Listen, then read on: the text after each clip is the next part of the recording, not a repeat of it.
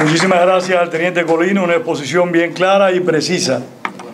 Nos da esperanza, nos da confianza y realmente, hay que reiterarlo, es vital una relación estrecha entre la sociedad civil y las Fuerzas Armadas. Ahora vamos a escuchar a una persona que ha viajado expresamente de Ecuador para participar en esta conferencia. Es un hombre muy singular. ¿Por qué digo que es un hombre singular?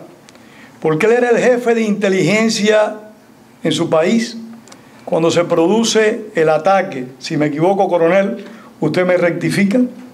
Cuando se produce el ataque de las Fuerzas Armadas colombianas contra las guerrillas de la FARC. ¿Es así, coronel? Así.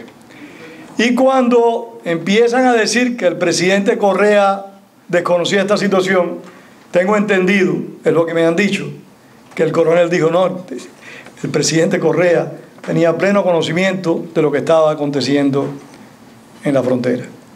O sea, el compromiso democrático del coronel Mario Pazmiño es realmente sincero y claro.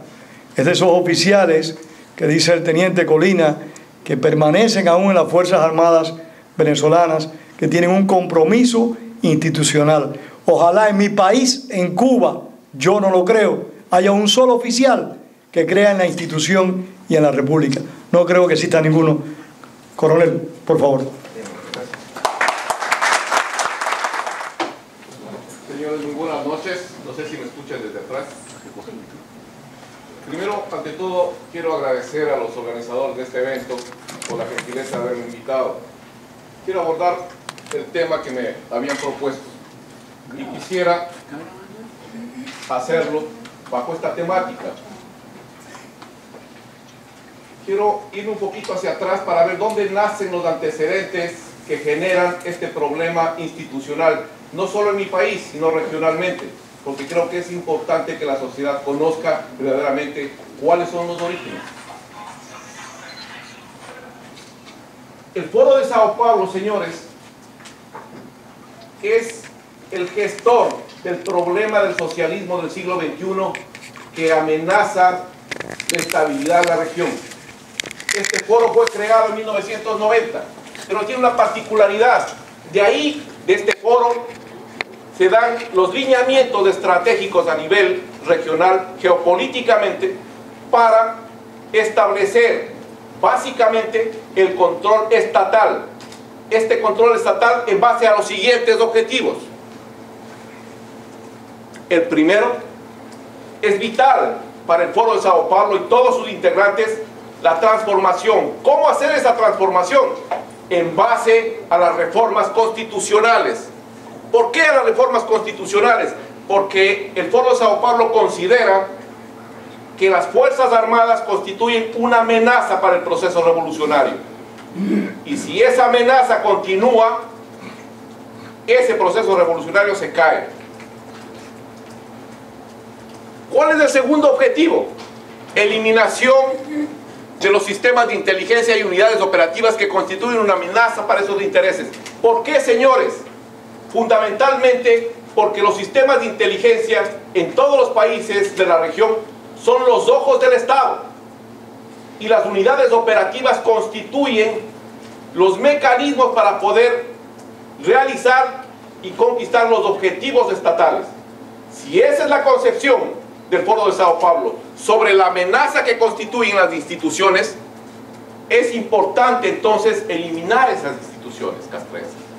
¿Cómo eliminar estas instituciones castrenses? En base, señores, a la eliminación de estos elementos, los sistemas de inteligencia y las unidades operativas. El segundo gran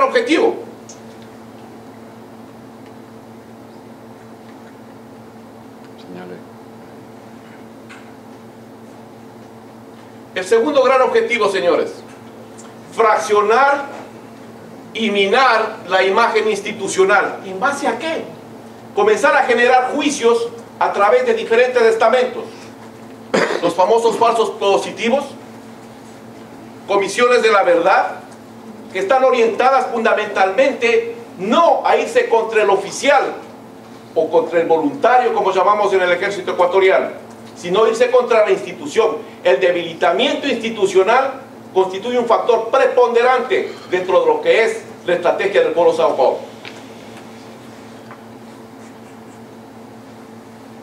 Cumplidos los dos objetivos iniciales, es necesario a nivel regional cambiar la estructura. ¿Pero cambiar la estructura en base a qué?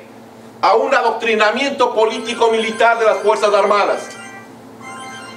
Es necesario generar un cambio de mentalidad en la oficialidad, en la institución castrense. Pero este cambio de mentalidad tiene que ir directamente ligado a una influencia sutil, para que la unidad castrense comience a entender que el proceso revolucionario es lo que necesita el país.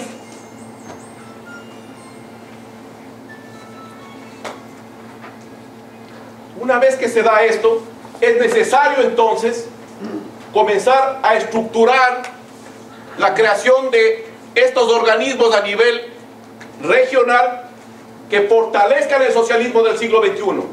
¿Organismos para qué, señores? Porque hay un sinnúmero de organismos que se han formado. El ALBA, UNASUR, el Consejo de Seguridad, una moneda regional, CELAC, el Congreso Bolivariano de los Pueblos, Telesur, Radio del Sur, el Banco del Sur y un sinnúmero de organismos más. Pero ¿para qué hacer todas estas situaciones?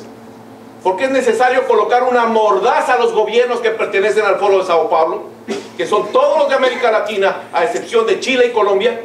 Y esa mordaza, señores, está orientada fundamentalmente a que ninguno de estos países pueda posteriormente salirse de este redil. Hacia allá va el Foro de Sao Paulo y hacia allá van las consecuencias de este foro a nivel regional. Una vez conquistados esos objetivos, inmediatamente necesitamos transformar a los militares en el brazo armado del socialismo. Es fundamental que una vez que tengamos ya el pensamiento castrense vinculado al proceso revolucionario, inmediatamente logremos que esos militares de todos los países de la región comiencen no a apoyar a la población y defender los derechos y libertades de los pueblos. No, señores. La orientación aquí es defender el proceso revolucionario del socialismo del siglo XXI que está impregnado en cada uno de los países regionales, en todos los países del ALBA.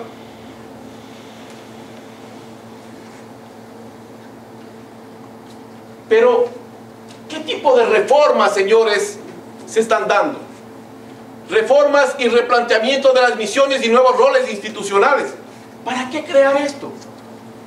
Porque es necesario avalar este tipo de acciones en base a un ordenamiento constitucional. Veamos algunos aspectos interesantes. Y permítame que lea esta parte, por favor. ¿Qué piensa el Foro de Sao Paulo de las Fuerzas Armadas? Para tener una idea en el problema que estamos metidos, como América Latina. Dice lo siguiente, y fue publicado en la revista Eventos del Foro de Sao Paulo. ¿Qué dice, señores? El tema militar tiene que estar en la estrategia de los revolucionarios para romper el dominio o la dominación. Esto es uno de los factores de poder fundamentales con el que tiene que lidiar un proceso revolucionario, ya que precisamente este es uno de los baluartes del poder. Al no controlarlo, estamos destinados al fracaso. Tomen en cuenta esas partes.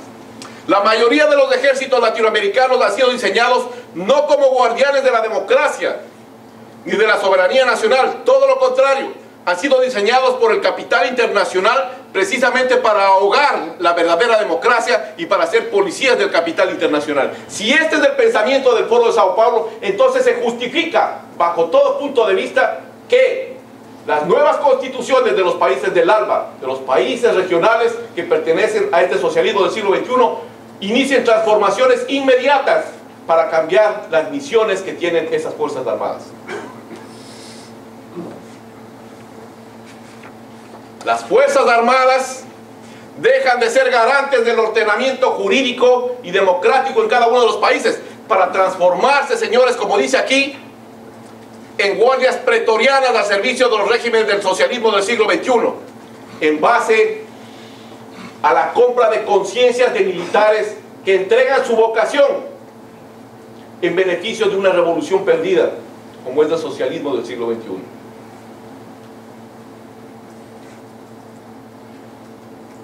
¿Qué otras acciones, qué otros roles o misiones se cambian?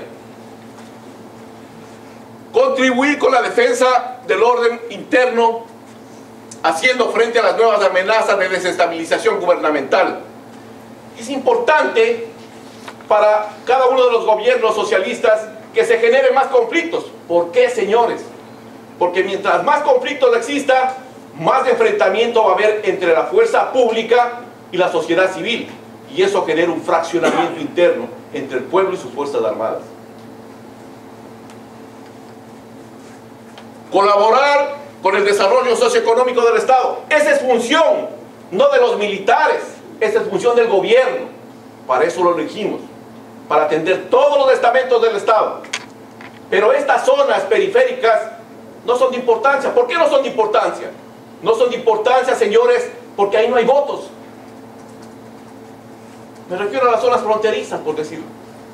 Como no hay votos, no es de interés. Entonces pongo a los militares a que hagan el trabajo que tienen que hacer el gobierno. Y una vez que ese trabajo fue terminado, vengo como gobierno y digo, ese es el trabajo que viene haciendo el Estado en beneficio del pueblo.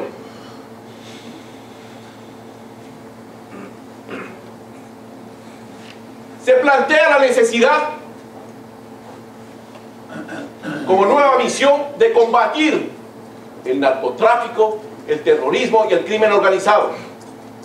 ¿Cómo vamos a combatir este tipo de flagelos si tenemos, señores, a estos señores representantes de lo que son el narcotráfico a nivel internacional?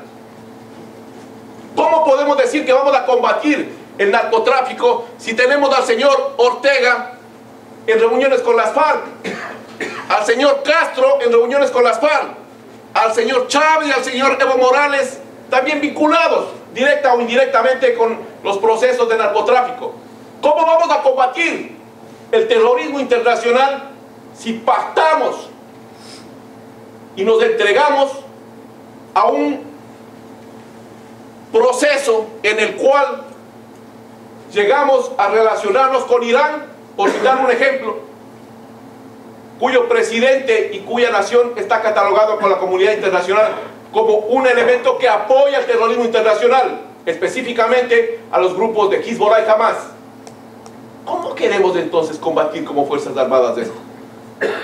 Les dejo esas interrogantes. Asumir misiones de carácter policial en apoyo de la defensa interna o ante una grave alteración nacional. Sí, Fuerzas Armadas colaboran directamente ante estas nuevas amenazas, pero el objetivo fundamental, señores, es el debilitamiento institucional y la fragmentación entre militares y civiles. Eso es lo que buscan cada uno de estos gobiernos socialistas. O cambiar hacia nuevas misiones, como cuáles, por ejemplo, que se han dado en mi país y se dan en algunos otros países de la región. Estas misiones institucionales, como unidades encargadas de recoger la basura. ¿Dónde está la dignidad, señores, de esa institución militar? ¿Dónde están los objetivos nacionales permanentes? Objetivos nacionales que velan por la seguridad del Estado. No dice en ninguna constitución que los militares o la fuerza pública tenga que dedicarse a recoger la basura. Para eso existen otros organismos. Pero no le importa. El asunto aquí, señores, es minimizar el accionar de Fuerzas Armadas y bajarle el nivel de consideración y respeto que tiene esa fuerza en los países del ALBA con relación a todos. La pregunta que me hicieron acá, y que es la gran interrogante: si estas Fuerzas Armadas contribuirán a restaurar la democracia en los países del ALBA. Permítanme razonar con ustedes. La primera estrategia de los países del ALBA: infiltrar las Fuerzas Armadas en los países que pertenecen a la región. Infiltración que no solo viene desde Cuba, sino también viene desde Venezuela, y que ha logrado captar todos los poderes de los estados: Venezuela, Bolivia, Nicaragua, Ecuador, Cuba. No solo a través de su sistema de inteligencia, sino también a través de su sistema militar, en donde cada una de estas estructuras de estos dos países antes citados forma parte ya del conglomerado castrense.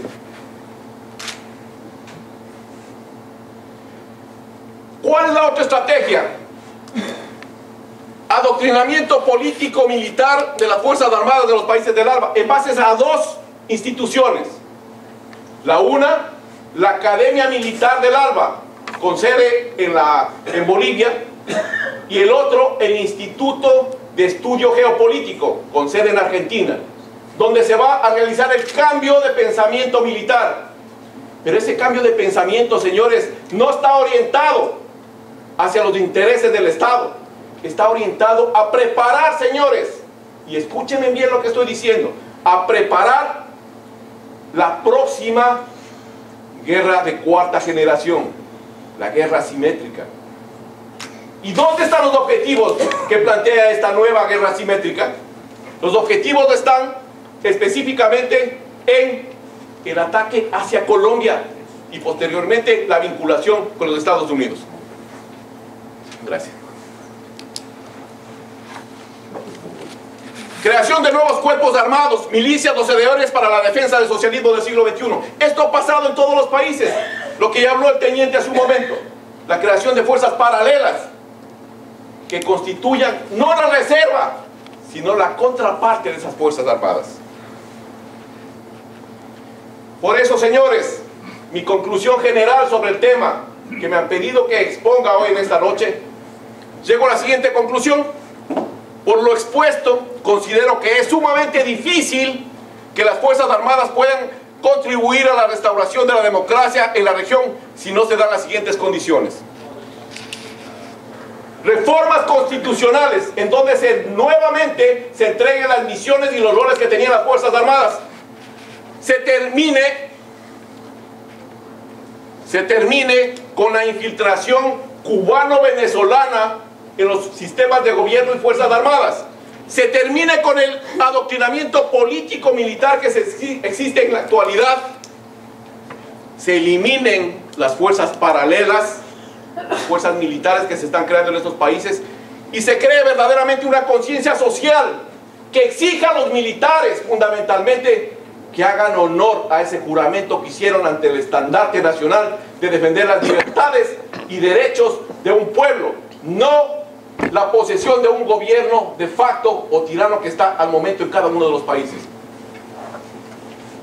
Quiero agradecerles, señores, por su